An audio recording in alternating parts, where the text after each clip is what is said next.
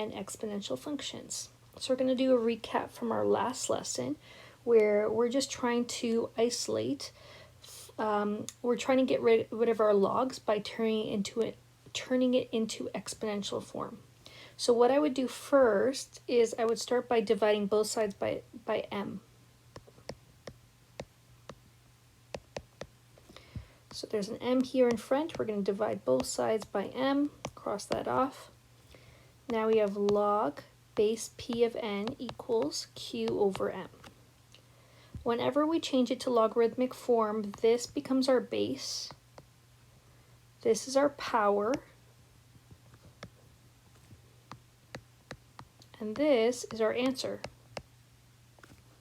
So we're going to have p to the power of q over m, and that's equal to n. And so we just have to find one that matches that, and that would be letter B.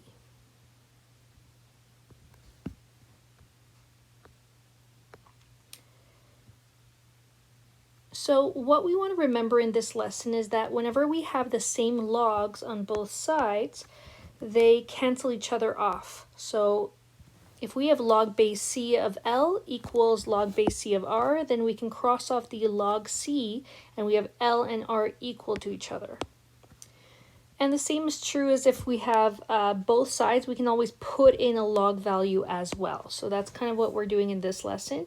And so this is a little proof to show you that we can do that. So this proves that if you change it to from logarithmic form to exponential form, you will then have right side being equal to the left side. So when we're solving a logarithmic equation, we want to identify whether any roots are extraneous by always checking. So we always want to plug it back in to see if left side equals right side. So the logarithm of 0 or a negative number are undefined. So if you ever get a log value that is 0 or negative, we know that the answer doesn't exist. So that's a way of checking as well.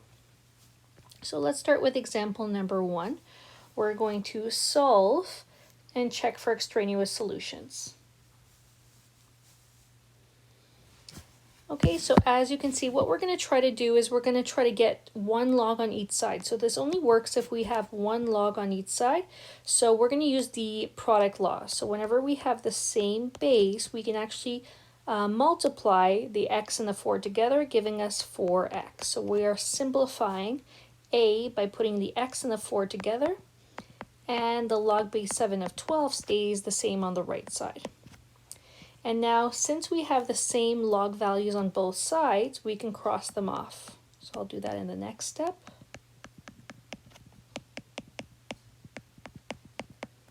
So these will cross off and leave us with 4x equals 12. And then we can divide by 4 on both sides. That means that x equals 3. So what we still want to do is we want to check our answer. We want to plug it in. We could graph it, so there's multiple ways to check. So I'm just going to do a quick little check here.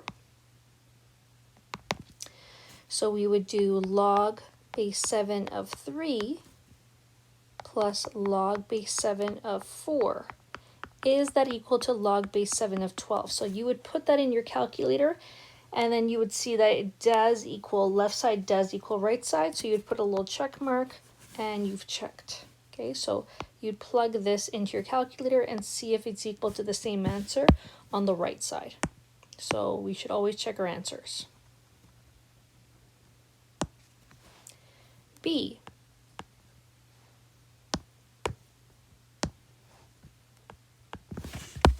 So what we want to do is we want to, for B, we want to bring the logs on both sides, and then we can actually simplify them and make them one single log. So we're going to write log base 2 of x minus 6. We're going to bring that negative log 2 of x minus 4 to the other side, making it plus log base 2 of x minus 4, and that's equal to 3. And now, just like the previous step, whenever we have two logs with the same bases, adding, we can actually multiply them together. So we can multiply the, I don't know why it's doing that. There you go, let's try that again. We're going to multiply the x minus 6 with the x minus 4. So those guys are going to multiply together, and the answer is still equal to 3. So what I'll do is I will do FOIL here,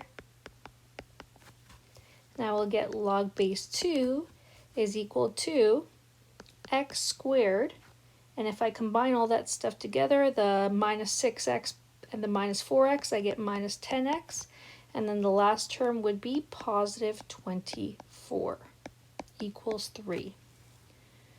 Now we're going to change it to exponential form. So exponential form is you always take the base to the power of your answer equals what's inside that bracket, which is x squared minus 10x plus 24.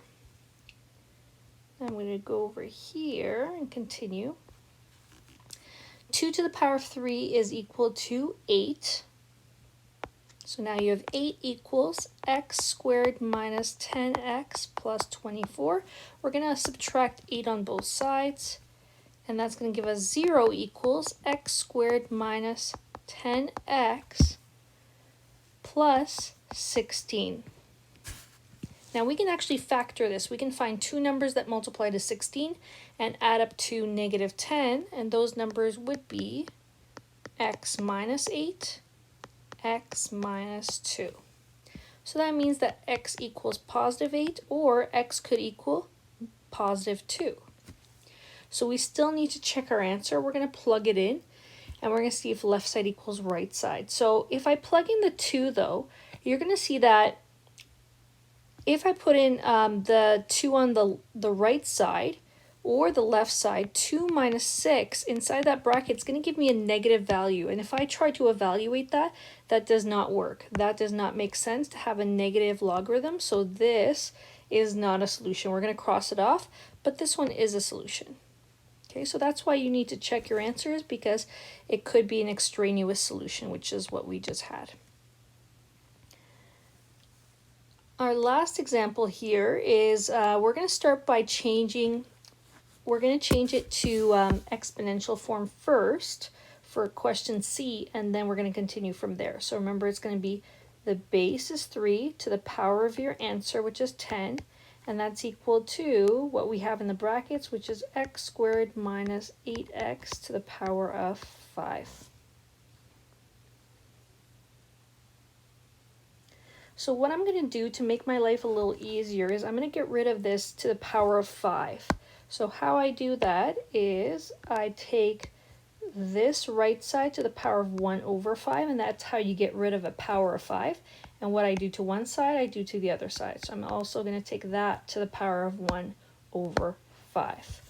And then if I multiply the 10 and the 1 over 5, I get 3 to the power of 2 now, which is way easier to evaluate. So 3 to the power of 2, and on the right side I have no powers left because those crossed each other off, so I have x squared minus 8x. So that means I have 9 on the left and x squared minus 8x on the right, and then I'm going to bring that 9 over by subtracting from what I have on the right. So now I have this, which is way easier, and now I can factor it and solve. So x minus 9 is one factor, and x plus 1 is the other factor, which means that x could equal positive 9, or it could equal minus 1. And then what we can do is we want to go back and take a look by checking. If we plug it in, we want to see if left side equals right side, and they actually both do work, so these are both solutions for the actual problem. So check your answers.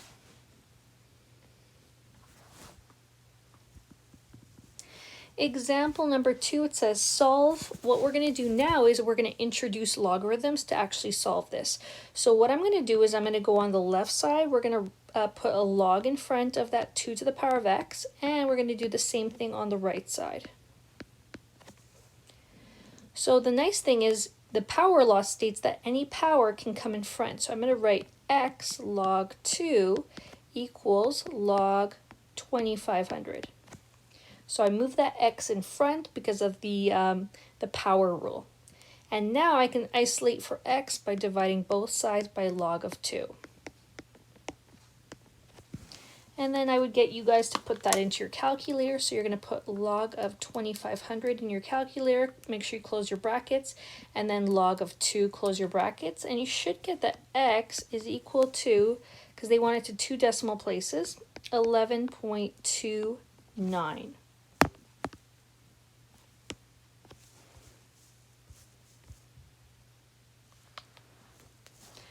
B, same idea. You want to put that log in front of the 5 and log in front of 1700.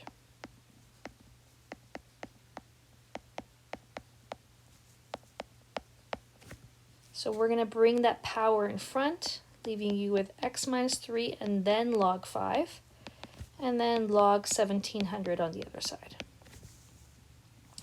Now, just like in the previous case, we're going to divide both sides by log of 5 because they're not attached to anything else. So log of 5 divided by log of 5, which gives us x minus 3 equals, and we're going to place that into our calculator. Log of 1700 divided by log of 5 in your calculator gives us 4.62. And then lastly, we're going to add 3 to both sides to give us x equals. So add 3 to that number and you should get 7.62 as your final answer.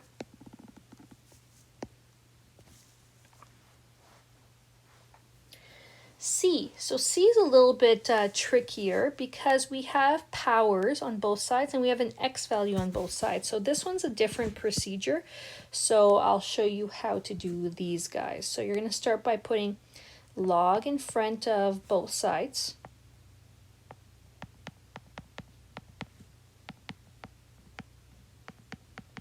You're going to bring that power in front.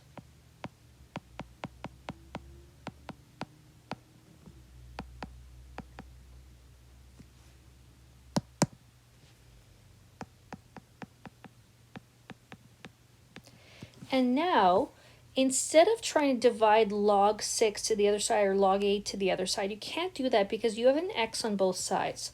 So whenever you have an x variable on both sides of the equation, you're actually going to have to distribute that log value to both values in the brackets. You're going to have the 3x going in front of log 6 now, and then you're going to have a plus 1 in front of log 6. So that's distribution.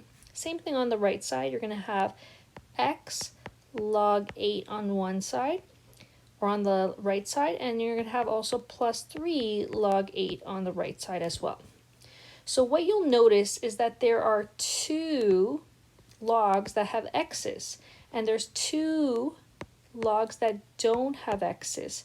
You're actually going to want to bring those guys together. So anything that has an x is going to go together, and anything that doesn't have an x is going to go on together, but on separate sides. So we're going to have 3x log 6 on the left side, but we're also going to have subtract x log 8 because we're bringing the x log 8 to the right side, so we have to subtract it. And then the same thing happens for the 1 log 6. We're going to bring it over to the other side, and it's going to subtract 1 log 6.